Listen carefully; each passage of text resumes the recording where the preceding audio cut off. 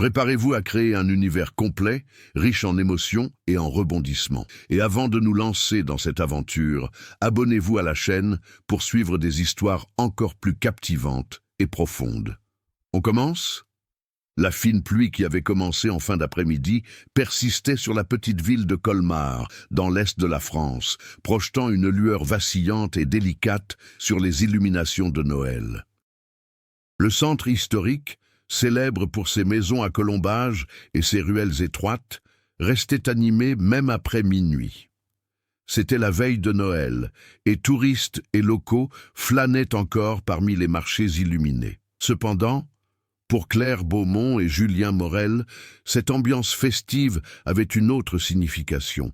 C'était la première fois qu'ils assistaient, en tant que couple officiel, à la traditionnelle fête de Noël organisée par la famille de Julien. Claire, photographe indépendante, était réputée pour son œil aiguisé et son calme imperturbable face au chaos. Julien, quant à lui, travaillait comme infirmier dans un hôpital régional et débordait d'énergie, toujours prêt à intervenir. Malgré leurs différences, ils avaient trouvé un équilibre rare. Pourtant, ces dernières semaines, quelque chose s'était insidieusement installé dans leur vie, des tensions latentes, des silences tantôt brefs, tantôt prolongés, et des regards fuyants qui semblaient soulever plus de questions que de réponses. La fête se déroulait dans la maison de campagne des Morel, une vaste demeure aux grandes fenêtres et au décor chaleureux. C'était une réunion de famille traditionnelle, musique française douce, vin de la région, longues conversations, histoires racontées chaque année. Claire observait tout poliment, bien qu'elle se sentît un peu à l'écart. Il y avait des allusions voilées à son emploi précaire, des questions insistantes sur l'avenir du couple, et une nette préférence familiale pour Marie, l'ex-petite amie de Julian, présente elle aussi en tant qu'amie de la famille, selon lui. Julien sentait le malaise de Claire, mais tentait de le rassurer par de simples gestes, une main posée sur son bras, un sourire discret, un regard qui disait « Tout ira bien ». Pourtant, il semblait aussi agité. Son téléphone vibrait fréquemment, et il s'absentait pour répondre aux appels, marmonnant toujours qu'il s'agissait d'affaires médicales. Claire remarqua que ses absences s'allongeaient d'heure en heure et que son regard, à son retour, semblait chargé d'un poids indicible. Malgré tout, elle évitait de l'affronter là devant tout le monde. Vers 3 heures du matin, alors que la fête s'était réduite à de petits groupes épars et à quelques membres de la famille endormis sur le canapé, Claire s'approcha de la porte de service pour prendre l'air. La pluie avait cessé, laissant place à une atmosphère humide et froide. C'est alors qu'elle aperçut Julien dehors, en pleine conversation avec quelqu'un près de la clôture. La silhouette était partiellement dissimulée par l'ombre d'un arbre, mais le ton de la conversation semblait tendu. Julien gesticulait, chose inhabituelle de sa part lorsqu'il s'efforçait d'être discret. Lorsque Claire s'avança pour mieux voir, Julien remarqua sa présence et mit fin brusquement à la conversation. La silhouette dans l'ombre se retira et disparut le long de la maison. Julien s'approcha de Claire avec un sourire trop rapide, presque mécanique. « Je règle juste un problème au travail, rien d'important », dit-il en essayant de paraître naturel. Claire ne répondit pas. Elle ressentit une légère douleur à l'estomac, mais décida de ne pas insister. La fête était finie. Elle voulait simplement partir et se reposer. Julien acquiesça et ils dirent au revoir à la famille. Cependant, avant d'atteindre la voiture, Claire vit Julien jeter des regards en arrière à plusieurs reprises vers le chemin où la silhouette mystérieuse avait disparu. Il semblait hésiter entre rester avec elle ou retourner parler à quelqu'un. Finalement, il prit une profonde inspiration et monta dans la voiture. La route entre la maison de campagne et le centre de Colmar était étroite, bordée de vignes endormies et de petites maisons isolées. La pluie allait revenir, plus forte cette fois, réduisant la visibilité à néant. Claire resta silencieuse, observant Julien serrer le volant avec une force inhabituelle. Il tenta d'évoquer des détails de la soirée, mais ses mots sonnaient creux. Le malaise qui régnait entre eux se répandit dans la voiture comme un épais brouillard. Lorsqu'ils arrivèrent enfin à l'appartement qu'ils partageaient depuis 6 mois, ils étaient tous deux épuisés. Ils ôtèrent leurs manteaux trempés, déposèrent leurs clés sur la table et échangèrent quelques mots. Julien dit qu'il avait besoin d'une douche chaude. Claire mentionna qu'elle rangerait ses affaires avant d'aller se coucher. Il y eut un bref baiser sur la joue, un geste machinal, dénué de toute chaleur. Claire, encore bouleversée par la scène de la fête, prit son appareil photo pour prendre des photos sur la carte mémoire. Mais en l'allumant, elle réalisa qu'il y avait des photos prises le soir même dont elle ne se souvenait pas. Des photos floues de l'extérieur de la maison des Morel. Des reflets de lumière sur une fenêtre, et enfin une image partiellement capturée, Julien parlant à une silhouette encapuchonnée, le visage dissimulé dans l'ombre. Elle sentit son cœur s'emballer. « Julien » appela-t-il, mais il ne reçut aucune réponse. Le bruit de la douche s'arrêta. Pourtant, l'appartement était silencieux, trop silencieux. Claire se dirigea vers la salle de bain et trouva la porte entr'ouverte. De la vapeur s'échappait, mais Julien n'était pas là. À sa place, sur le sol, il n'y avait qu'une serviette humide et les vêtements qu'il emporterait sous la douche. Rien d'autre. Surprise, elle parcourut les pièces en courant, mais l'appartement était vide. La porte d'entrée restait verrouillée, sans aucune trace d'effraction. Soudain, comme si quelque chose cherchait à attirer son attention, le portable de Julien posé sur la table vibra. Une notification s'affichait. Un court message, envoyé d'un numéro inconnu, apparaissait à l'écran. Plus que 50 heures. Claire sentit un frisson lui parcourir l'échine. Avant qu'elle puisse réagir, les lumières de l'appartement vacillèrent. Un craquement sec résonna dans le couloir. Puis, plus rien. Dehors, sur la rue détrempée par la pluie, des pas approchaient. Les lumières de l'immeuble vacillèrent à nouveau quelques secondes plus tard, reprenant leur intensité comme si de rien n'était. Mais pour Claire, le silence qui suivit fut bien plus pesant que l'obscurité passagère. Elle resta immobile quelques instants, à l'écoute des bruits dans le couloir, tentant de distinguer si les pas étaient réels ou le fruit de son imagination submergée par la peur. Lorsqu'elle trouva enfin le courage de s'approcher de la fenêtre, elle ne vit que la rue partiellement éclairée, reflétant la pluie incessante. Aucune silhouette suspecte, aucun mouvement brusque. Juste le silence inquiétant d'une froide aube à Colmar. Les mains tremblantes, Claire prit le téléphone portable de Julien et relut le message énigmatique. Plus que 50 heures, rien de plus, ni signature, ni contexte. La phrase semblait avoir été envoyée à quelqu'un qui devait déjà en connaître la signification. Et c'était ce qui l'effrayait le plus. Julien était apparemment au courant. Il lui avait caché quelque chose.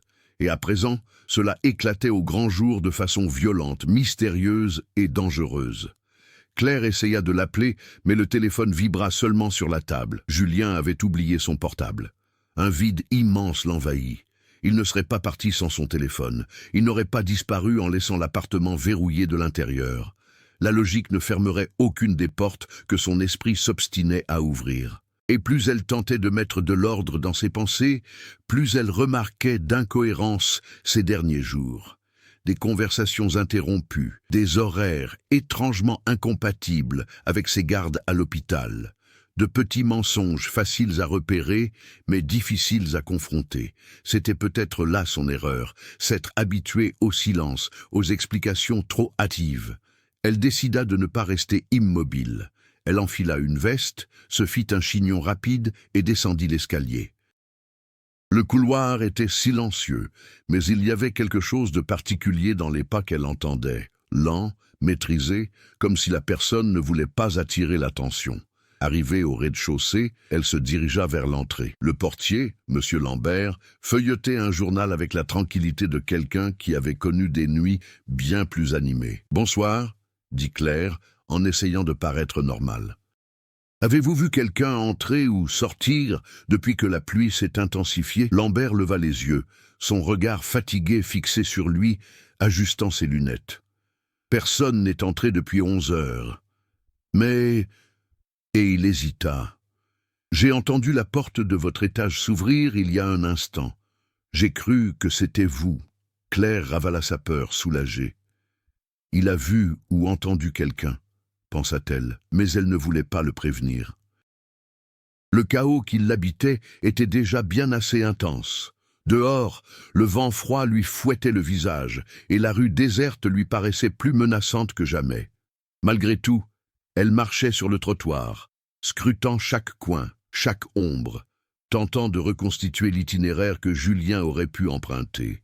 Le quartier était calme, composé de vieux immeubles et de petits cafés familiaux qui n'ouvraient que bien plus tard. Cependant, Colmar n'était pas totalement étranger aux disparitions. Elles étaient rares, mais elles se produisaient, et lorsqu'elles survenaient, elles suscitaient toujours une vague de rumeurs qui se propageait dans la presse régionale. Claire se mit à chercher des indices dans sa mémoire, à la fête, chez cette personne mystérieuse, dans le comportement de Julien.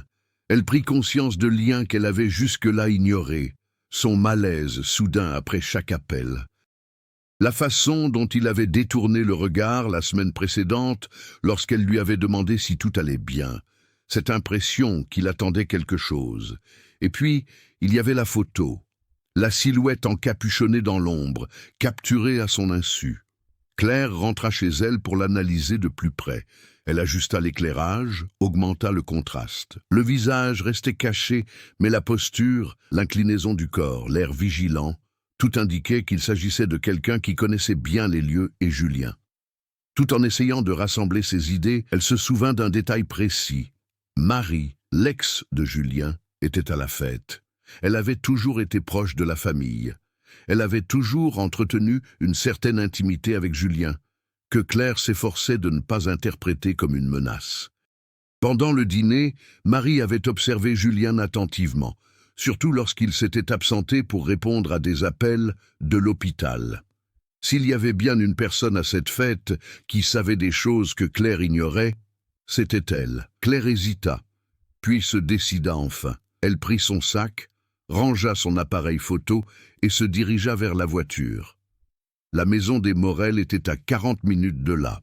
Y aller seul n'avait peut-être pas été judicieux, mais attendre l'aube serait une perte de temps, un temps que le message semblait crucial. La route menant à la maison, entourée de kilomètres de vignes, paraissait bien plus longue au petit matin. Les phares de la voiture traçaient un chemin à travers l'obscurité dense, et à chaque virage, Claire était plus attentive aux bruits environnants. À son arrivée, il trouva la maison de campagne plongée dans un silence complet, lumières éteintes. Le jardin était trempé par la pluie. Il se dirigea vers la porte latérale où il aperçut Julien en pleine conversation avec une silhouette mystérieuse. En éclairant le sol avec son téléphone portable, il remarqua de légères empreintes de pas dans la boue. Certaines étaient manifestement récentes, d'autres semblaient plus profondes, comme si quelqu'un s'était attardé là. Claire prit une profonde inspiration, et avant de frapper à la porte d'entrée, elle entendit un bruit provenant du garage latéral. Un léger mouvement, un craquement de bois. Il y avait quelqu'un à l'intérieur. Sa main se figea près du loquet. Si Julien est revenu ici, pourquoi ? Pensa-t-elle. Puis, une voix étouffée parvint à travers la porte, basse, féminine, mais suffisamment audible. Je lui ai dit qu'il ne pourrait pas le cacher longtemps. Claire cessa de respirer. C'était Marie.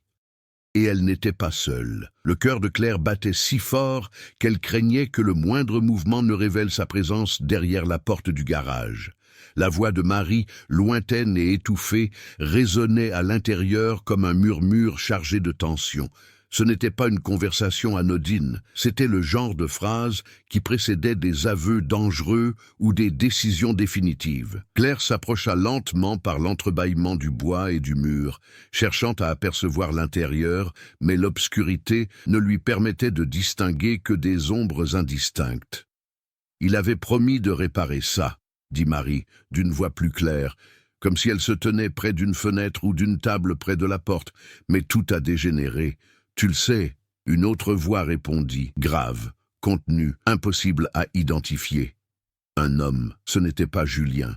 Claire n'avait aucune trace de cette voix. Elle retint son souffle et inclina davantage la tête, s'efforçant de saisir chaque fragment de la conversation. « Nous n'avons plus beaucoup de temps, » dit l'homme. Le message a déjà été envoyé. Le message, plus que 50 heures. Claire recula involontairement, sentant son estomac se nouer. Julien était impliqué dans quelque chose de plus grand, de plus dangereux, et ces gens y étaient directement liés.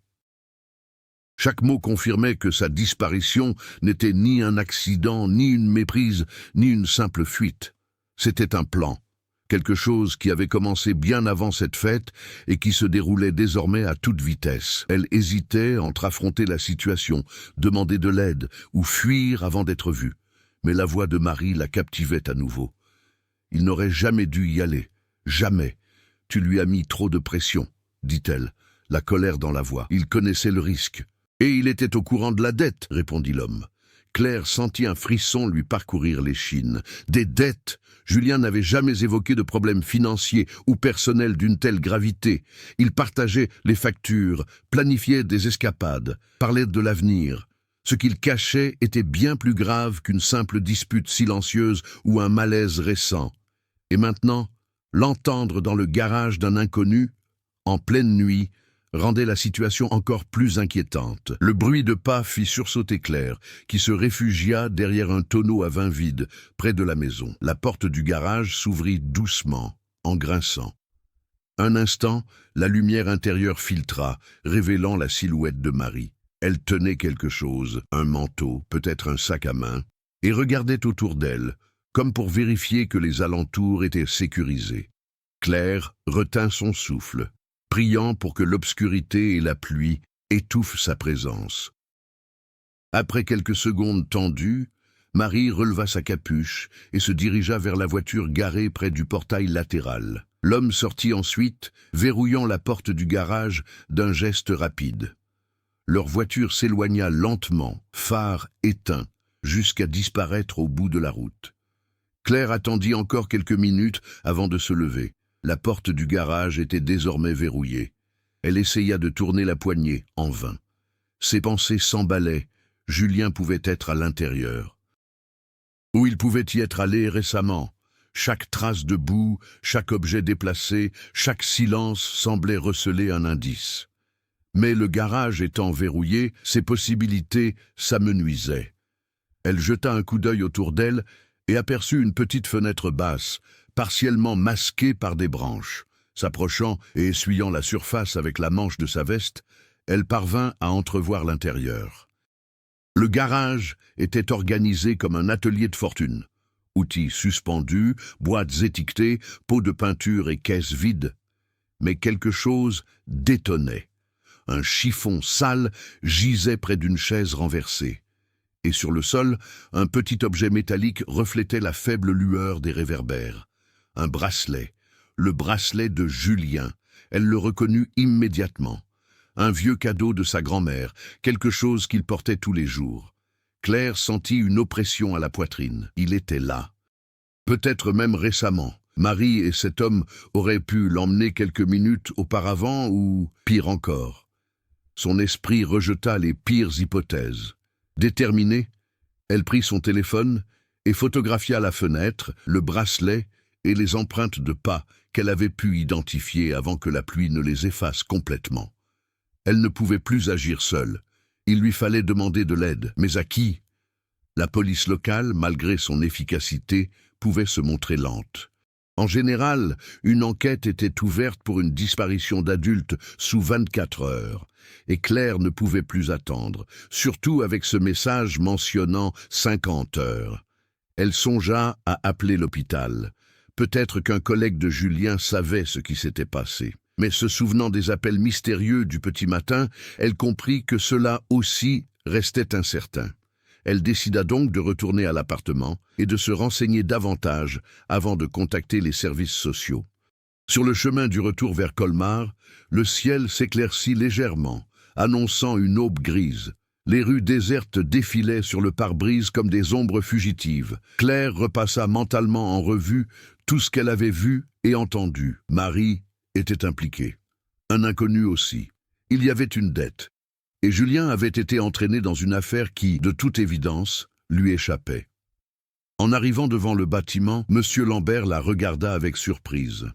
« Tu es déjà parti et revenu ?» demanda-t-il. « Il s'est passé quelque chose ?» Claire prit une profonde inspiration. « Je ne sais pas, » répondit-il, « mais je pense que Julien est peut-être en danger. » Il la fixait intensément. Lambert était un homme discret, mais observateur, et je sentais bien que quelque chose n'allait pas. Dans l'appartement, Claire se pencha sur la table et étala tout ce qu'elle avait. Le portable de Julien, les photos prises dans le garage, l'image de la mystérieuse silhouette à la fête, de vieux messages qu'elle relisait à la recherche de schémas. Et puis, enfin, elle trouva quelque chose, une conversation récemment supprimée. L'enregistrement apparaissait encore dans le cloud synchronisé, car Claire avait connecté son portable à l'ordinateur. Il n'en resterait qu'un fragment. Je ne peux pas continuer comme ça. Après-demain, tout s'arrête. C'était Julien qui écrivait, et elle était datée de la veille de la fête. Claire sentit un tremblement lui parcourir les doigts. Il le savait. Il s'attendait à ce que quelque chose se produise. Et maintenant, elle savait aussi que le compte à rebours avait déjà commencé, bien avant le message, plus que 50 heures. Il reste 33 heures, et chaque minute comptait. La matinée s'éternisait, et la lumière grise qui filtrait par les fenêtres semblait alourdir chaque détail éparpillé sur la table. Claire remarquait à peine le temps qui passait, absorbée par le tri de ses affaires. Photos, messages, souvenirs. Le silence de l'appartement lui paraissait pesant, mais elle le supportait car elle savait qu'elle devait agir vite. Julien ne devait pas être loin. Et s'il était encore en vie, quelqu'un souhaitait sa mort. Le cœur battant la chamade et l'esprit en ébullition, Claire décida d'agir sur plusieurs fronts simultanément. Elle ne pouvait se fier à un seul indice, tant ils étaient nombreux et s'entremêlaient. Elle commença par consulter l'agenda de Julien. Dans les jours précédant la fête, il avait enregistré 2 gardes supplémentaires à l'hôpital, à des horaires incompatibles avec son emploi du temps officiel. Claire nota ses horaires, y voyant des créneaux possibles où Julien aurait pu rencontrer quelqu'un, de gré ou de force. Puis, elle retourna aux anciens messages. Il y avait des conversations tronquées avec un contact anonyme, identifié uniquement par un numéro français courant. Dans certains échanges, Julien semblait hésiter à répondre. Dans d'autres, il laissait transparaître une irritation contenue. Rien d'explicite, aucun détail précis, mais une phrase se démarquait. « Ça ne marche pas comme ça. Tu sais ce que tu devrais faire. » Claire ferma les yeux quelques secondes. Le poids de cette phrase lui semblait encore plus lourd maintenant qu'elle avait entendu Marie parler de dette. Le téléphone de Julien étant toujours connecté à l'ordinateur, elle ouvrit l'application photo et effectua une recherche de géolocalisation. Certaines photos des jours précédents avaient été prises près d'une zone industrielle à la périphérie de Colmar. Un endroit peu fréquenté par les habitants, des entrepôts abandonnés, d'anciennes caves transformées en espaces de stockage. Pour Claire, c'était un indice trop évident pour être ignoré, mais il y avait un autre point à explorer, Marie. Pourquoi était-elle impliquée ? Pourquoi semblait-elle en savoir autant? Et surtout, quelle avait été sa relation avec Julien ces derniers mois? Claire se souvenait d'une conversation légère, quelques semaines auparavant, au cours de laquelle Julien avait évité de commenter une visite à sa famille. Il avait dit que c'était rapide, qu'il devait récupérer de vieux documents, mais Claire doutait désormais de chaque détail. Si Marie avait encore une quelconque influence sur lui, il serait impossible de l'ignorer comme pièce maîtresse du puzzle. Déterminée, Claire éplucha les réseaux sociaux à la recherche de la moindre activité récente de Marie. Rien ne semblait anormal. Des photos de voyage, des commentaires anodins, quelques clichés avec la famille Morel. Pourtant, une publication récente attira son attention. 3 jours avant la fête, Marie se trouvait dans la zone industrielle, précisément là où Julien avait pris des photos. Elle apparaissait devant un hangar métallique avec pour légende, sur le ton de la plaisanterie, fête de fin d'année improvisée, Claire zooma sur l'image. Derrière Marie, une ombre à l'intérieur du hangar semblait humaine. La silhouette était floue, presque invisible, mais après tout ce qu'elle avait entendu, Claire ne croyait plus aux coïncidences. Avant de partir à la recherche de l'entrepôt, Claire prit une autre précaution. Elle appela la police, mais sans déposer de plainte. Elle contacta un ami éloigné, Antoine, qui travaillait à la police de Strasbourg. Elle lui expliqua que Julien avait disparu dans des circonstances étranges, mais sans encore mentionner la dette ni les photos. Elle craignait que cela ne compromette ou ne discrédite son récit. Antoine promit de vérifier s'il y avait eu des incidents récents impliquant Julien ou Marie. « Je ne peux pas ouvrir de plainte officielle », a-t-il déclaré, « mais je vous tiendrai au courant si je découvre quoi que ce soit d'inhabituel. » Ce qui était plus que ce à quoi Claire s'attendait. Elle prit alors le risque de faire ce qu'elle avait évité depuis le petit matin. Appeler la famille de Julien. Le téléphone sonna tandis qu'elle arpentait l'appartement, incapable de rester en place. Sa mère répondit, la voix étranglée par l'émotion. « Claire, des nouvelles ?» La question a surpris Claire. Il le savait déjà. En fait, il semblait qu'il l'ait su bien trop tôt. « Que voulez-vous dire par nouvelles ?» demanda Claire, s'efforçant de garder son calme. « Voulez-vous dire que Julien a disparu ?» À l'autre bout du fil, le silence. Un silence éloquent. Claire perçut le souffle tremblant de sa belle-mère avant qu'elle ne murmure. « Il nous a appelés hier soir. Il a dit qu'il avait besoin de temps et qu'il ne fallait pas le chercher. » Claire resta immobile. « Julien a appelé hier, mais dans l'appartement. Son portable était là. Il n'a pas pu passer d'appel. Soit quelqu'un l'a fait pour lui, soit ils essayaient de la distraire, de l'empêcher de mener l'enquête. « Avez-vous enregistré cet appel ?» demanda Claire. « Non. » Et la voix de la mère trembla. Il n'était pas tout à fait lui-même. Il agissait très bizarrement, comme s'il avait peur. Claire ferma les yeux. Chaque indice renforçait le danger. Chaque détail semblait la précipiter vers le même sort. Julien était entouré de gens qui voulaient contrôler le récit de sa disparition. Elle raccrocha en prétextant une excuse rapide et partit pour la zone industrielle. Le quartier était à 20 minutes du centre. Le ciel, encore nuageux, semblait plus bas, comme si l'atmosphère se concentrait entre les hangars métalliques. L'endroit sentait la rouille et le vieux vin. Les rues étaient larges et désertes, idéales pour des rendez-vous discrets. Claire se gara un peu plus loin et se dirigea vers le hangar que Marie avait pris en photo.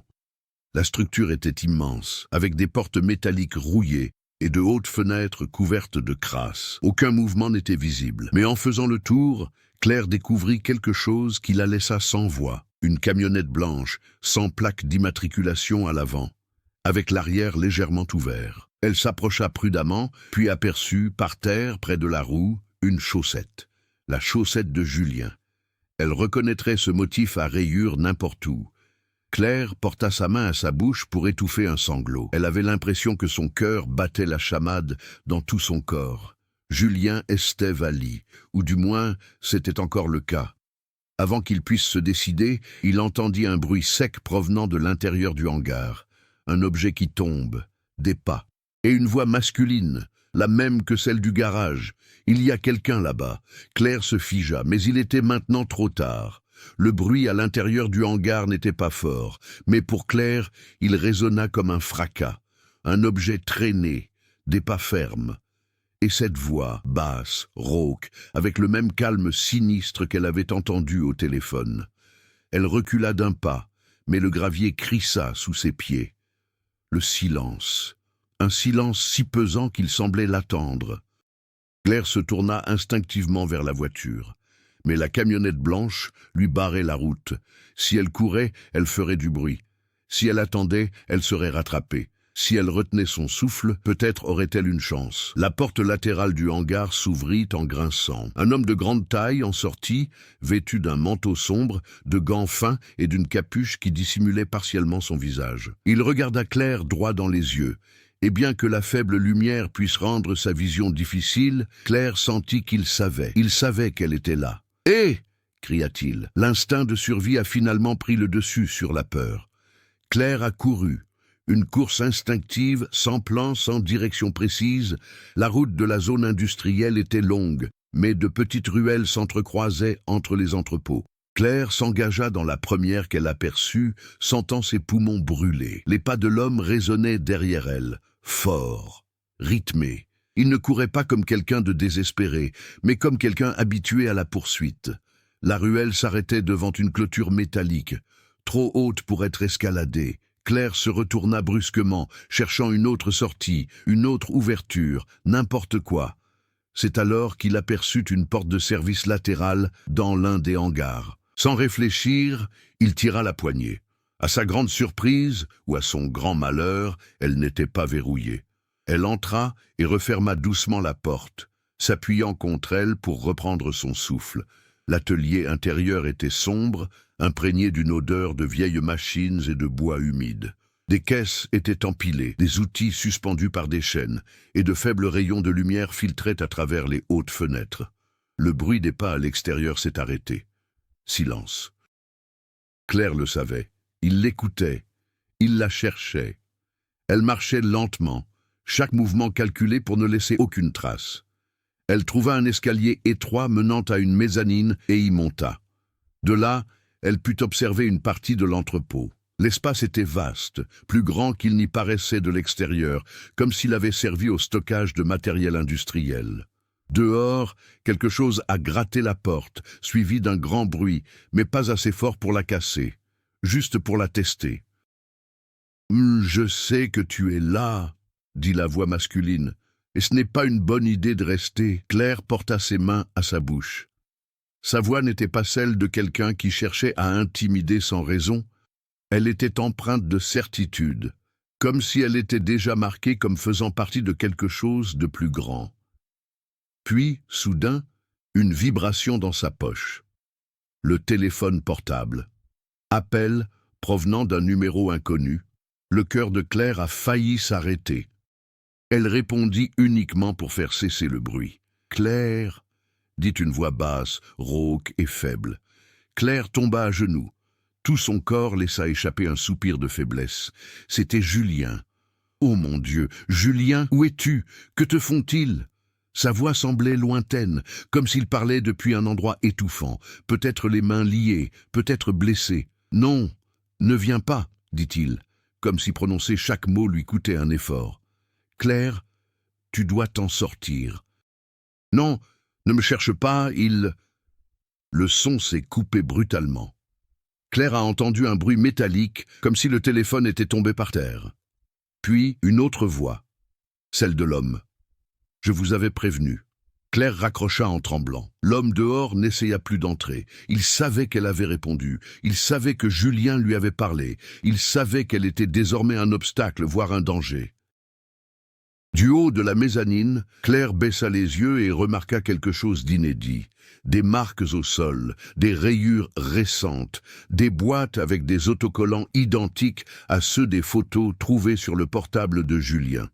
Et plus encore, une chaîne attachée au pilier central, avec un collier de serrage en plastique cassé au sol, comme si quelqu'un était passé par là récemment, comme si Julien avait été déplacé d'un entrepôt à un autre. Mais pourquoi? Pourquoi maintenir cela en vie? Pourquoi appeler? Pourquoi ces jeux? Claire se mit à fouiller rapidement la mezzanine, cherchant une autre issue. Elle trouva une petite fenêtre verrouillée, mais en bois détérioré. Elle força le cadre avec ses épaules en essayant de ne pas faire de bruit. Le bois grinça, puis céda. L'air froid du matin lui cingla le visage. Elle se faufila par l'ouverture, glissant le long d'un tuyau extérieur jusqu'au sol. Elle se fit mal au bras, déchira le bas de son manteau, mais elle était sortie. De l'autre côté de l'entrepôt, la porte s'ouvrit. L'homme sortit, regardant des deux côtés. Claire se baissa, courut entre deux piles de palettes et petit à petit parvint à s'échapper sans être vue. Lorsqu'il a finalement atteint la voiture, il transpirait abondamment et tout son corps tremblait. Plombil est resté sans but pendant les premières minutes, jusqu'à ce que l'adrénaline retombe suffisamment pour qu'il puisse respirer à nouveau. Chez elle, enfermée, rideau tiré, Claire réécouta l'enregistrement de l'appel. Elle avait activé par inadvertance l'enregistrement automatique. La voix faible de Julien ne prononçait que quelques mots, mais on entendait des bruits de fond, des gouttes d'eau, courant, écho, et un son étrange et répétitif, comme un court signal électronique. Bip, bip, bip. Claire a reconnu ce son. Il s'agissait d'un moniteur cardiaque portable. Julien n'était pas seulement emprisonné. Julien était dans un état médical critique. Et alors elle a compris. Ce n'était pas qu'une simple dette. Ce n'était pas juste quelqu'un qui recouvrait une créance. C'était un enlèvement planifié et sophistiqué, impliquant des personnes disposant de matériel, d'une infrastructure et d'une motivation. Quelque chose de bien plus important qu'elle ne l'imaginait. Votre téléphone a vibré à nouveau. Un message. Si vous voulez le voir vivant, arrêtez-vous maintenant. Aucun expéditeur, aucune autre solution, aucune erreur n'était commise. Il surveillait chaque étape. Claire ferma les yeux, prit une profonde inspiration et fit la seule chose possible. Ignorer la menace et continuer. La nuit tomba rapidement sur Colmar, apportant avec elle une fraîcheur humide qui semblait lui pénétrer jusqu'aux os. Claire n'alluma pas la lumière de l'appartement. Elle se déplaçait dans l'ombre, comme si l'obscurité pouvait la protéger de quiconque l'observait. Mais ce n'était pas seulement de la peur, c'était aussi une stratégie. Moins il saurait où elle était et ce qu'elle préparait, plus grandes seraient ses chances de rejoindre Julien. Il était assis à la table de la cuisine, étalant devant lui tous les fragments d'informations qu'il avait rassemblés depuis la disparition. Photos, notes, relevés d'appels, captures d'écran de messages menaçants. Ses mains tremblaient encore, mais son esprit était plus vif que jamais. La terreur s'accompagnait désormais d'une détermination presque fiévreuse. Il repassa l'enregistrement de l'appel. Cette fois, il isola les bruits de fond, en augmentant le volume très lentement. Des gouttes d'eau, courant, un écho caractéristique d'un espace souterrain et le moniteur cardiaque, mais il y avait plus.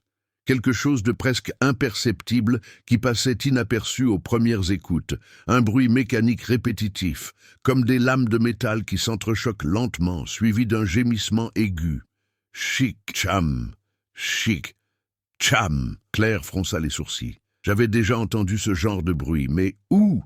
Il essaya de se concentrer. Des zones industrielles, de vieux entrepôts, des chais abandonnés. En Alsace, de nombreux entrepôts souterrains conservaient encore leurs imposants systèmes de ventilation mécanique d'origine, actionnés par de vieilles pales métalliques. Le bruit lui rappelait fortement cela. Julien se trouvait peut-être dans l'une de ces caves, mais la ville en comptait des dizaines. Et si cette répétition était là précisément pour la désorienter? Le téléphone vibra, interrompant ses pensées. Une notification, erra Antoine.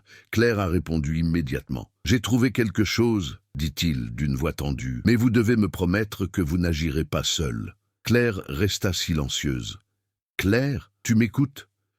Dis-le tout simplement. » Antoine soupira, frustré. « Nous avons reçu une notification interne aujourd'hui. Il ne s'agit pas d'une enquête officielle, mais quelqu'un a signalé, il y a 3 jours, les mouvements suspects d'une camionnette blanche sans plaque d'immatriculation aux alentours d'Ensisheim. Des témoins ont déclaré avoir entendu des cris provenant du véhicule. Une patrouille a tenté d'enquêter, mais a perdu la trace du véhicule sur une route de campagne. Le signalement a été classé comme canular, malheureusement. Mais maintenant, Ensisheim, répéta Claire, le cœur battant la chamade. C'est à 30 minutes d'ici. Oui, et ce n'est pas tout. L'un des entrepôts abandonnés appartenait à une entreprise qui a fait faillite il y a 2 ans. Domaine Juillet. Le gérant était... Antoine hésita. Qui? Insista Claire d'une voix ferme. Le père de Julien. Claire eut l'impression que le sol se dérobait sous ses pieds. L'information la frappa de plein fouet, comme un bloc de glace qui s'écrasait sur sa poitrine. « Que dites-vous » murmura-t-il. « Il n'a jamais mentionné « je sais », répondit Antoine, « mais il semble que l'entreprise ait traversé de graves difficultés, notamment des enquêtes financières. Rien de tout cela n'a été rendu public, et avant de mourir, son père a laissé derrière lui des problèmes juridiques et des dettes importantes. » Claire sentit un frisson lui parcourir l'échine. Les paroles de Marie résonnaient cruellement dans son esprit. Bien plus que vous ne pouvez l'imaginer. « Claire, tu es là ?» demanda Antoine inquiet. Oui, elle tenta de maîtriser sa respiration. « Antoine, j'ai besoin de cette adresse. J'en ai besoin maintenant. Je ne peux pas vous donner cela si vous avez l'intention de... » « Antoine, l'interrompit-elle d'une voix basse, ferme et désespérée, si vous ne me le donnez pas, je ne reverrai pas Julien vivant. Je ne demande pas la permission, je demande de l'aide. » Un silence pesant s'installa. « Je l'enverrai, » dit-il finalement, vaincu. « Mais Claire, fais attention. Si tu remarques quoi que ce soit d'étrange, n'entre pas. Appelle-moi d'abord. » Elle a raccroché sans rien promettre. L'adresse est arrivée quelques secondes plus tard. Des coordonnées et une référence à l'entrée arrière de l'entrepôt, un portail métallique rouillé, presque invisible depuis la route. Avant de partir, Claire fit quelque chose qu'elle avait évité jusque-là. Elle entra dans la chambre de Julien. Son parfum flottait encore dans l'air, ce mélange de savon doux et d'eau de Cologne légère qu'elle reconnaissait toujours. La chambre était rangée comme il l'avait toujours laissée, mais quelque chose détonnait, un carnet noir dissimulé sous des vêtements dans le placard. Claire l'ouvrit. Les premières pages étaient des brouillons d'articles médicaux, puis des notes sur les horaires de travail. Plus loin, des pages complètement différentes apparaissaient, des gribouillis, des phrases éparses, des dates. Et puis, quelque chose de plus concret. Ils veulent des preuves. J'y ai eu accès par accident. Si je ne leur remets pas le document, ils s'en prendront à Claire. Elle faillit laisser tomber le carnet. C'était la première preuve concrète que Julien avait essayé de la tenir à l'écart de cette histoire, et qu'il était impliqué dans quelque chose de bien plus grave qu'une simple affaire de dette. Il feuilleta quelques pages supplémentaires et découvrit ce qui semblait être un plan rudimentaire des installations, des couloirs, des entrées secondaires, une liste avec des noms codés. Et en haut d'une des pages, écrit à la hâte, « Si je disparais, commencez par domaine. Ils sont plus discrets. » Claire claqua le carnet. Son cœur battait la chamade aussi fort que le moniteur cardiaque qu'elle avait entendu au téléphone, bip, bip, bip. Elle savait désormais où elle devait aller. Je savais aussi que je pourrais ne pas revenir. Mais cela n'avait pas d'importance. Julien était vivant et elle le retrouverait. Claire prit ses clés, inspira profondément et sortit dans la nuit froide. La ville semblait endormie, insensible à ce qui se cachait dans l'ombre. Tandis qu'elle roulait vers Ensisheim, chaque kilomètre lui paraissait un pas de plus au-delà des limites de la sécurité, mais aussi un pas de plus vers la vérité. Et, pour la première fois depuis sa disparition, Claire ressentit quelque chose d'aussi fort que la peur, fureur. La fureur silencieuse de quelqu'un à qui tout a été pris et qui est prêt à recommencer à zéro. La route d'Ensisheim semblait s'étirer comme une interminable bande sombre, cernée de champs silencieux et de bois qui se densifiaient à mesure que Claire avançait. La fine neige qui commençait à tomber rendait le silence encore plus profond, comme si le monde retenait son souffle avant l'événement à venir. Dans la voiture, Claire serrait le volant jusqu'à ce que ses doigts se dessèchent. À chaque kilomètre, la peur prenait des contours plus aigus, mais quelque chose de nouveau, de plus tenace, de plus intense, grandissait aussi en elle. Elle ne fuyait plus la panique. Désormais, elle poursuivait la vérité. Et cela la forçait à devenir quelqu'un qu'elle n'aurait jamais imaginé pouvoir devenir. Les coordonnées la menèrent à une route secondaire, où de vieux entrepôts se dressaient comme des squelettes industriels abandonnés. La plupart semblaient au bord de l'effondrement, avec des toits rongés par la corrosion et des fenêtres brisées. Mais l'entrepôt qu'Antoine lui avait indiqué était différent. Bien qu'abandonné, il paraissait contenu, fermé. Comme si quelqu'un avait pris soin de le dissimuler. Le portail métallique mentionné dans le message était bien là, bas, rouillé, partiellement dissimulé sous une végétation sèche. Claire arrêta la voiture à quelques mètres et resta immobile quelques secondes, n'écoutant que le souffle étouffé de sa respiration. Aucun mouvement n'était visible. Pas de lumière, pas de véhicule, aucune caméra apparente. Le silence était si pesant qu'il semblait absorber tous les sons. Elle sortit de la voiture et se dirigea vers le portail. Le métal froid lui marqua immédiatement la main, mais en le poussant, elle comprit que cette résistance n'était pas naturelle. Le portail était verrouillé par un cadenas industriel épais et relativement neuf. Cela, en soi, était déjà suspect. Cependant, Claire n'était pas prise au dépourvu. Dans le coffre, elle gardait la boîte à outils de Julien qui contenait un vieux pied de biche. Elle s'en empara, prit une profonde inspiration et retourna au portail. Elle força le pied de biche entre le métal et le cadenas en utilisant tout son poids. Le métal grinça, protesta et céda. Le portail s'ouvrit avec un craquement sec qui résonna dans les environs comme un cri. Claire se figea à l'écoute.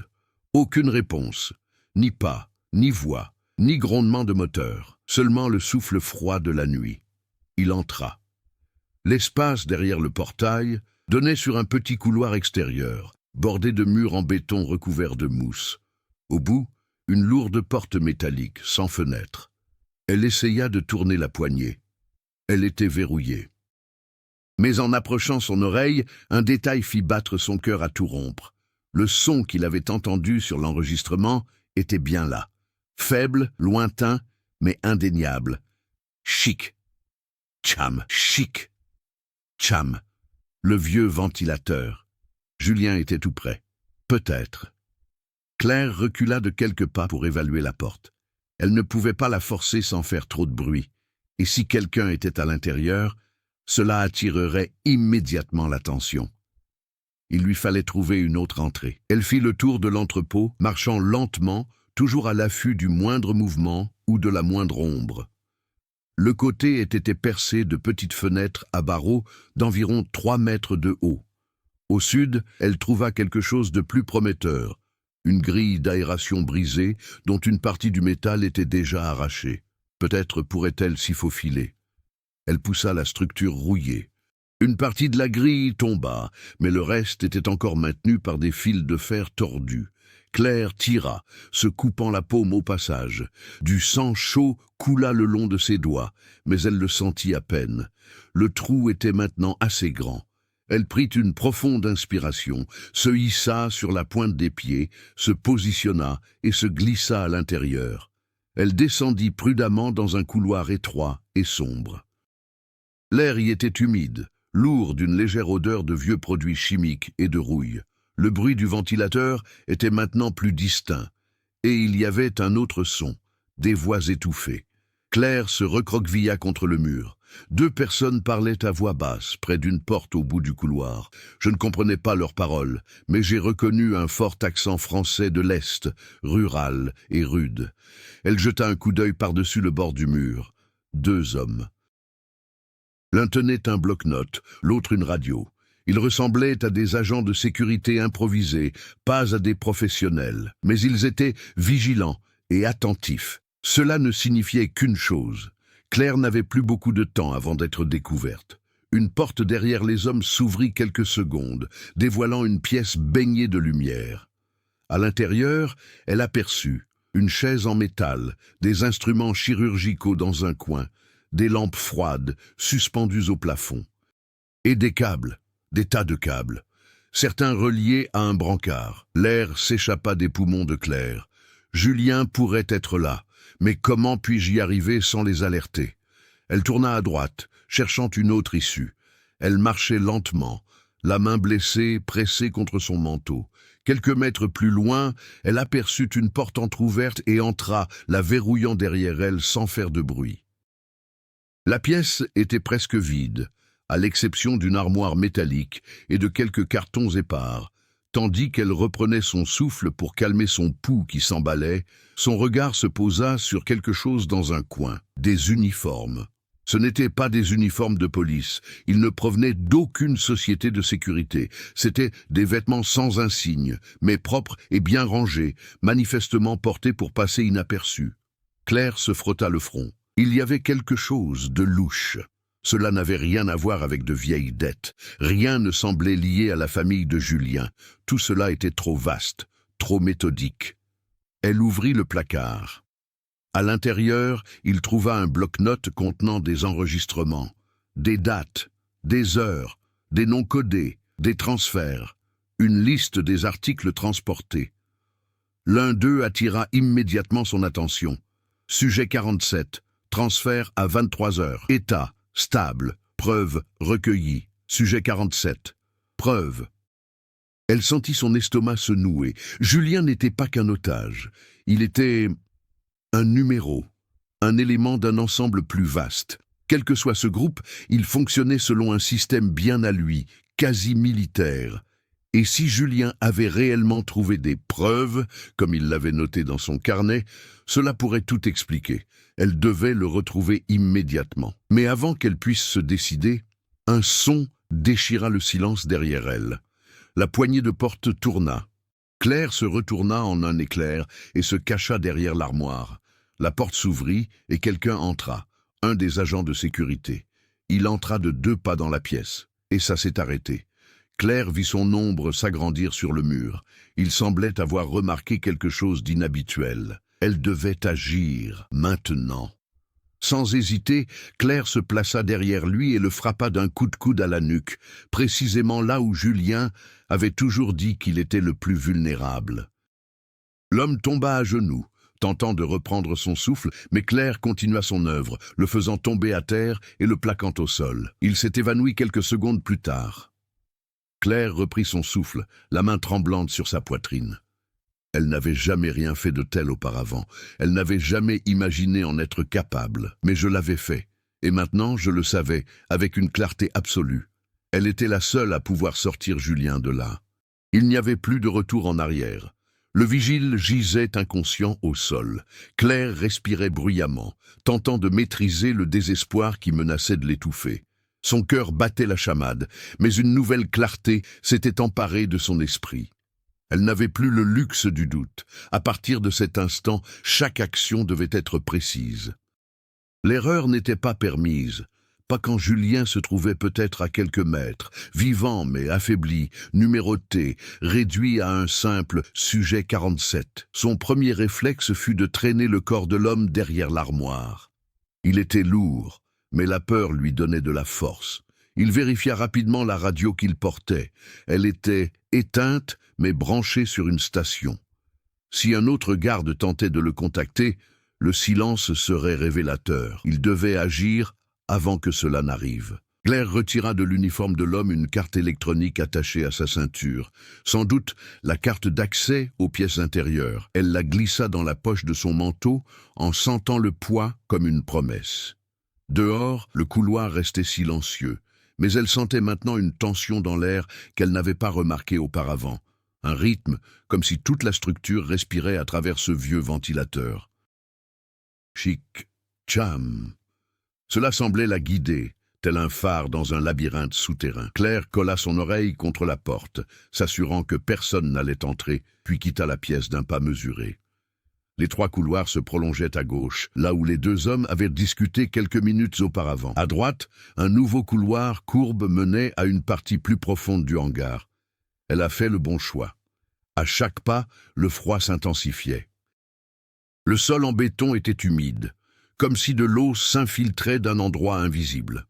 L'odeur de moisi et de métal rouillé se faisait plus forte. Finalement, après quelques minutes, elle aperçut une double porte en acier avec une vitre renforcée. Elle était plus grande et plus robuste que les autres qu'elle avait vues en jetant des coups d'œil. En s'approchant, il remarqua une pancarte usée. Zone à accès restreint, autorisation de niveau 3. Il a passé sa carte électronique devant le capteur. Rien, il a réessayé. Pas de lumière, pas de clic mécanique. Claire serra les lèvres, frustrée. Cette carte ne fonctionnerait pas. Mais à côté de la porte se trouvait une petite table avec quelques objets.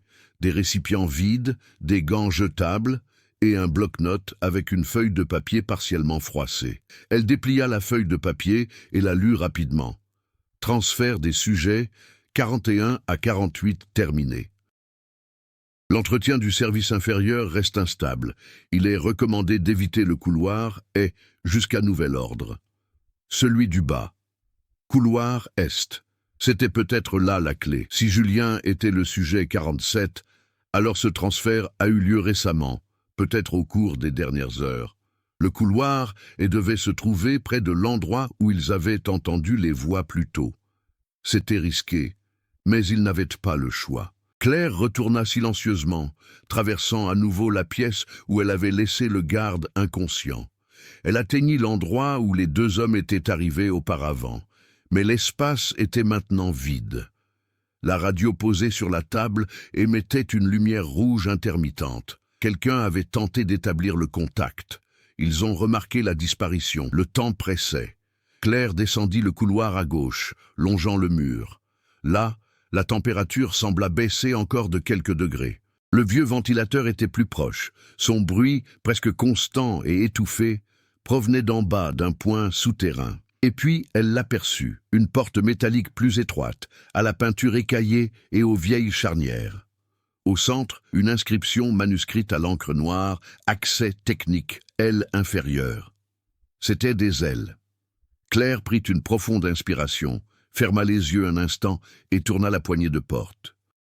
La porte s'ouvrit dans un long grincement, révélant un escalier métallique abrupt qui descendait dans l'obscurité. Un air froid s'engouffra par en dessous, chargé de la même odeur qu'il avait entendue sur l'enregistrement. Désinfectant, rouille, quelque chose de clinique mais improvisé. Elle descendit lentement, chaque pas résonnant malgré ses efforts pour rester silencieuse. Au bas de l'escalier se trouvait un couloir éclairé par des néons vacillants, projetant des ombres scintillantes sur les murs humides. À chaque pas, le bruit du ventilateur devenait plus distinct. Finalement, Claire trouva l'endroit où l'air semblait vibrer, une porte à sa gauche, en verre dépoli. En s'approchant, elle perçut des formes derrière la vitre, des ombres humaines, des mouvements lents, peut-être ceux de personnes fragiles.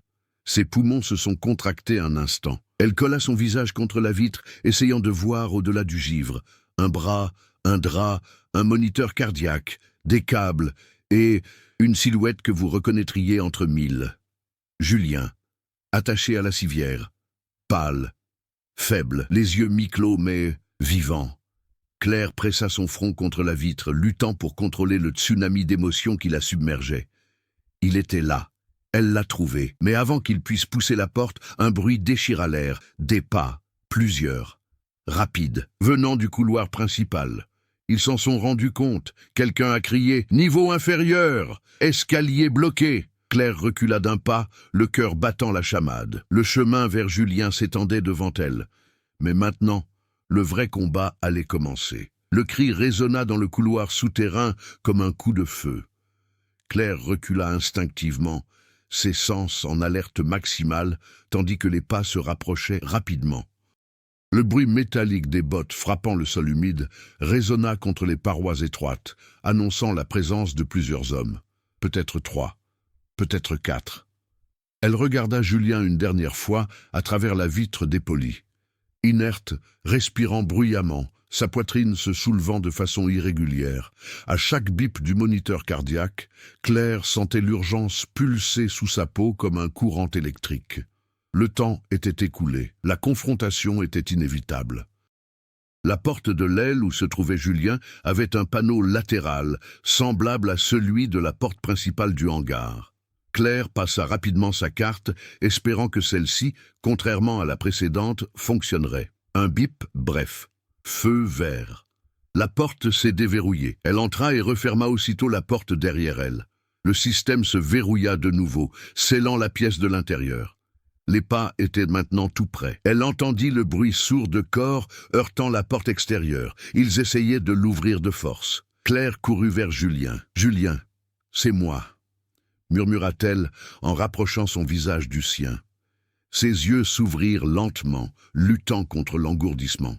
Ses pupilles se dilatèrent. Sa bouche était sèche. « Claire ?» La voix n'était qu'un murmure presque imperceptible. « Tu ne devrais pas, ne parlez pas », insista-t-elle fermement, tout en examinant les câbles. « Partons d'ici, maintenant !» Mais lorsqu'il a tenté de débrancher le moniteur cardiaque et le cathéter, il a remarqué quelque chose d'anormal.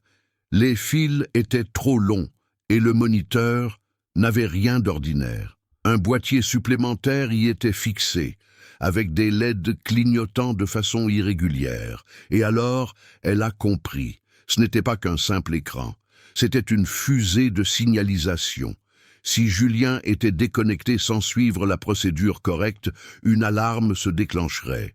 Et peut-être, pire encore, « Claire, fais attention », murmura-t-il, luttant pour rester conscient. « Ils ont besoin de la preuve. En moi ?» Cette phrase l'affaiblit encore davantage, mais pour Claire, c'était comme un coup de poing dans l'estomac. Il en était la preuve. Ou alors il portait quelque chose, ou bien il avait vu quelque chose qu'aucun d'eux n'aurait dû voir. Elle entendit un grand bruit. Un objet lourd fut jeté contre la porte de la pièce. Les hommes tentèrent de forcer l'entrée avec du matériel de fortune. Le verre trembla. Julien tenta de bouger la main, comme s'il voulait la tenir. « Tu dois partir, » murmura-t-elle. « Je ne peux pas. Je ne vais pas te quitter, » répondit-elle, la voix brisée pour la première fois. « Pas après tout ce qui s'est passé. Claire, si tu l'éteins mal, je... » Elle lui serra la main. « Alors je le ferai correctement. » Claire se précipita vers la table d'instruments médicaux. Il y avait des scalpels, des ciseaux, des seringues, rien qui puisse soulager la poussée. Mais à côté, elle trouva une petite tablette. L'écran était verrouillé et demandait un code numérique. Elle entendit un autre bruit sourd. Le cadre de la porte commença à céder. Le temps pressait. Claire pressa la tablette contre sa poitrine, ferma les yeux et inspira profondément. Elle se souvint du carnet de Julien, de ses notes, de sa façon habituelle d'organiser tout. Date, chiffres, schémas. Peut-être que le code s'y trouvait quelque part, dans les moindres détails. Elle a essayé leur numéro d'appartement, refusé. Son anniversaire, refusé. Celui de Julien, refusé. La porte trembla de nouveau, se fissurant dans un coin. Claire prit une profonde inspiration, les mains tremblantes. Julien avait écrit quelque chose dans son carnet, à plusieurs reprises. « Ils veulent la preuve. » La preuve, le mot se répétait comme une obsession. Et soudain, elle comprit. Julien était trop méthodique pour laisser un mot sans raison. La répétition obéissait à une logique sous-jacente. Il y recourait toujours lorsqu'il voulait se souvenir de quelque chose d'important. Tapez 416-747. La tablette s'est déverrouillée. Claire a failli pleurer de soulagement. L'écran affichait une interface simple, un schéma des câbles connectés au corps de Julien et un bouton rouge dans le coin supérieur. Désactiver le protocole de sécurité. Claire serra sans hésiter. Le système l'a traité, vert. Elle retourna en courant vers le brancard et commença rapidement à débrancher les fils, sans les arracher. Julien eut un hoquet de surprise. Son corps tremblant, mais il n'y eut pas d'alarme. Elle l'aida à se redresser et posa sa tête contre son épaule. La porte de la chambre a explosé. 3 hommes ont fait irruption. Claire se retourna, Julien toujours appuyé contre elle. Le premier homme se jeta sur elle, un pistolet paralysant à la main, mais elle saisit le plateau métallique sur la table et le lui lança. Le choc fut suffisant pour le dévier. Le second homme arriva par derrière, tentant de lui agripper le bras, mais Claire pivota sur elle-même et le frappa au menton d'un coup de coude. Le troisième homme a pointé une arme directement sur elle. Claire se figea. Julien essaya de se placer entre eux, mais il était trop faible. L'homme rapprocha son doigt de la détente. « C'est fini, dit-il. Rendez-vous. » Claire pressa Julien contre elle. La main de l'homme commença à appuyer sur la détente. Puis, un fracas assourdissant a retenti dans le couloir. La porte derrière les hommes a été violemment défoncée. 2 policiers de Colmar pénétrèrent à l'intérieur, menés par Antoine, qui hurlait des ordres avec une férocité que Claire ne lui avait jamais entendue. Le tireur s'est retourné pour tirer, trop tard. Antoine l'a mis KO d'un seul coup de son tonfa. Les autres se sont rendus en quelques secondes. Claire se recula, serrant Julien fort dans ses bras, incapable de respirer. Tout semblait tourner autour d'elle. Antoine courut vers eux, le visage marqué par la panique et le soulagement. « Claire, oh mon Dieu, tu es vivante !» Elle a failli s'effondrer. Julien essaya de parler, mais sa voix le trahit. « Il nous faut une ambulance de toute urgence !» cria Antoine au policier. « Maintenant !» Claire regarda Julien, des larmes brûlantes ruisselant sur son visage. Ils étaient vivants, mais rien n'a vraiment été résolu, car pendant qu'Antoine aidait Julien à rester conscient, Claire aperçut quelque chose dans la poche d'un des hommes détenus. Un insigne qui n'appartenait à aucune force de police, à aucune entreprise française. Et, à en juger par l'expression d'Antoine en le voyant, il l'a reconnu lui aussi. Ce groupe n'était pas organisé. C'était plus grand que ce que quiconque avait imaginé. Beaucoup plus grand, et il voulait que Julien revienne. L'ambulance filait à travers les rues étroites de Colmar dans la pâle lumière de l'aube, tandis que Claire restait auprès de Julien, lui tenant la main comme si elle craignait qu'il ne disparaisse à nouveau. Son cœur, bien que soulagé, demeurait agité, et pour cause, rien de ce qui s'était passé n'était suffisamment logique pour être considéré comme résolu. Aux urgences, médecins et infirmières ont immédiatement emmené Julien. Claire a été conduite dehors, et la porte a claqué avec un bruit sec. Antoine s'est approché, en sueur, les yeux cernés et le visage fermé. Ce n'étaient pas des criminels ordinaires, a-t-il déclaré sans ambages.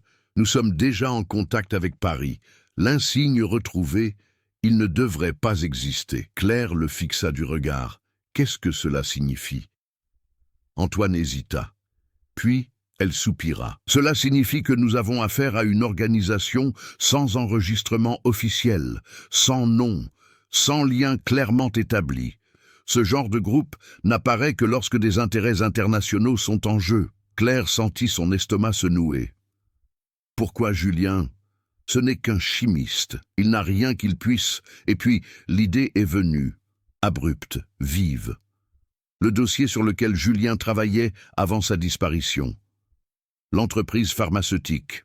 Les tableaux sont incomplets. Les messages qu'il n'avait pas pu déchiffrer. Claire recula d'un pas. Antoine a découvert quelque chose. Oui, répondit Antoine. Et quelqu'un ne voulait pas que cela soit découvert. Des heures plus tard, Julien finit par se réveiller. La pièce était silencieuse, éclairée seulement par la faible lueur de l'aube filtrée par les stores. Claire courut vers lui. « Comment te sens-tu » ? « C'est comme si j'avais été écrasé 3 fois, murmura-t-il en esquissant un faible sourire. « Mais je suis vivant, c'est ce qui compte. » Soulagée, elle prit son visage entre ses mains. Mais il devait parler, il le savait. « Julien, s'il te plaît, que voulait-il » Julien ferma les yeux un instant, prit une profonde inspiration, et lorsqu'il la regarda à nouveau, il y avait un poids énorme dans son regard. Claire, les analyses que je faisais pour l'entreprise ne concernaient pas seulement des médicaments. Il y avait quelque chose de caché dans les données. Un composé expérimental qui ne figurait ni dans les brevets, ni dans les archives internes. Quelque chose de trop dangereux pour exister.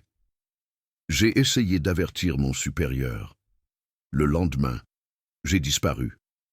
Claire porta sa main à sa bouche. Il voulait le silence. Non seulement cela, corrigea Julien en avalant sa salive. Ils avaient besoin que je retravaille le composé, que je complète la formule. J'étais le seul à avoir constaté les incohérences. Ils voulaient de ma signature scientifique pour valider quelque chose qui n'aurait jamais dû être approuvé. Le poids de la révélation s'abattit sur eux comme un coup de massue. Claire sentit son corps se refroidir. Antoine entra dans la pièce à ce moment-là, un épais dossier à la main. « Julien, Claire, il faut qu'on parle. » Il déposa le dossier sur le lit. À l'intérieur, il y avait des copies de documents saisis dans l'entrepôt. Des codes, des organigrammes, des noms codés.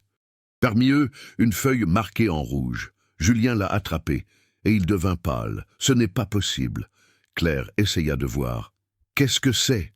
Julien tournait lentement la feuille de papier, comme si chaque mouvement pesait des tonnes. Cette substance, ce composé qu'il recherchait, il désigna l'entête où figurait l'identification du projet. Il est enregistré comme approuvé. Antoine fronça les sourcils. Approuvé? Mais personne à Paris n'a rien dit à ce sujet. Julien les regarda tous les deux, la voix tremblante. Cela a été approuvé, il y a des mois. Claire eut l'impression que le monde autour d'elle disparaissait un instant. Mais vous ne l'avez découvert que la semaine dernière. Julien hocha la tête, pâle. Oui, et cela signifie que tout le processus était truqué. Quelqu'un au sein de l'organisme de réglementation a signé ce document avant même que la formule ne soit finalisée. Avant tout test. Et maintenant... Il tourna la page vers la fin. Il y avait une liste de noms, des hauts responsables, non seulement de l'entreprise, mais aussi des secteurs gouvernementaux. La signature en tête de liste a figé Claire. Julien pointa du doigt d'une main tremblante. La signature appartenait à Antoine. Il s'est figé. Claire recula d'un pas, tout son corps tremblant. Julien le fixa, se sentant trahi. Antoine ferma les yeux pendant une longue seconde. Quand le magasin a ouvert, il y avait quelque chose de complètement différent chez eux, quelque chose que Claire n'avait jamais vu auparavant. « Je vous avais prévenu que c'était plus grave que vous ne l'imaginez », dit-il d'une voix basse et froide. « J'espère que vous comprenez. Rien de ce qui s'est passé n'était personnel. » Et puis, avant même qu'il puisse réagir, Antoine glissa lentement la main à l'intérieur de son manteau. Claire offrit goût. Julien le fixa du regard, incapable de bouger. Le moniteur cardiaque s'emballait à un rythme effréné. Antoine soupira. « Je suis vraiment désolé. » Et il sortit un document plié. Pas une arme. Il l'a posé sur le lit. Claire, tremblante, ouvrit le journal. Il s'agissait d'une ordonnance de protection. Ils étaient tous deux placés sous la garde des autorités fédérales. Cela signifiait que, qu'ils le veuillent ou non, ils seraient placés dans un programme de protection et emmenés. Ils n'avaient de droit de rien dire à personne, de reprendre une vie normale, ni de revoir leur famille. Antoine les regarda tous les deux, le visage marqué par une lassitude accablante. « J'essaie de les sauver, » dit-il presque à voix basse. « Ceux qui sont venus après vous ne sont pas les pires. » Claire sentit son cœur sombrer dans le vide. Julien lui serra la main dans un silence empli de peur. Et c'est ainsi, la vérité enfin révélée, mais loin d'être close, qu'ils comprirent. Leur disparition n'était pas la fin de quoi que ce soit. Ce n'était que le début. Des mois plus tard, Claire et Julien se trouvaient ailleurs, sous de nouvelles identités, protégés par des noms qui n'étaient pas les leurs. Les nuits étaient encore hantées par des cauchemars, des souvenirs de la cabane, du froid, des pas résonnant dans l'obscurité. Mais chaque aube renforçait la certitude qu'ils avaient survécu. Entre regards silencieux et mains entrelacées, ils comprenaient que la liberté avait un prix. Ils ne pourraient jamais revenir à leur ancienne vie. Et malgré le sentiment constant d'être observés, il y avait une chose que personne ne pouvait leur enlever, la certitude que, malgré tout, ils restaient ensemble, prêts à affronter la moindre ombre. L'histoire de Claire et Julien nous rappelle que le courage surgit même dans les moments les plus sombres, et que la vérité, aussi dangereuse soit-elle, mérite d'être recherchée. Si ce récit plein de suspense et de découvertes vous a captivé, partagez-le avec vos amis, votre famille ou vos réseaux sociaux, et abonnez-vous à la chaîne. Réfléchissez à chaque choix, à chaque risque pris, et encouragez les autres à ne pas se laisser intimider par la peur. Qu'auriez-vous fait à leur place? Participez à la discussion, échangez sur les mystères et les rebondissements, et entretenez votre curiosité. L'aventure ne s'arrête pas là, elle se poursuit dans chaque esprit curieux.